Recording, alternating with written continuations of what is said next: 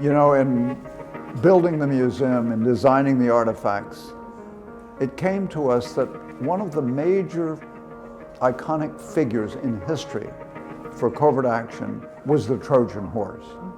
But it also reflected persistence and strong will. This was a 10-year siege, after all. And so the Trojan Horse, which was successful beyond imagining, actually reflected a very mission-driven and focused group of people. And those were the Greeks of that time. You say Trojan Horse, that's all you have to say, and people know what you're talking about. But they don't know what it's really about. They don't know that history.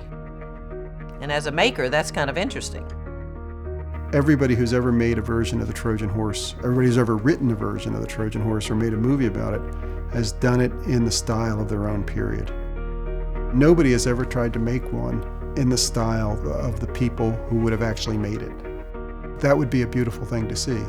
And the fact that we don't know whether it existed or not, that's also very engaging. And it makes a challenging project for the students and for ourselves.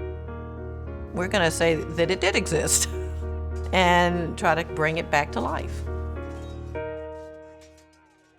Okay, welcome back. This semester, students will research the history of the Trojan Horse with the intention to ultimately build a full-scale reproduction in wood.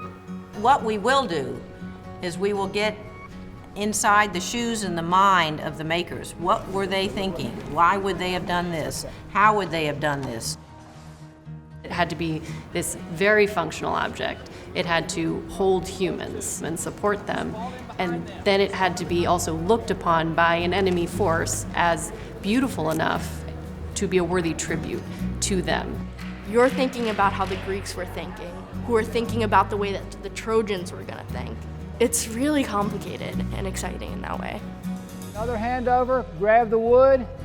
You got it. Let's give them a round of applause.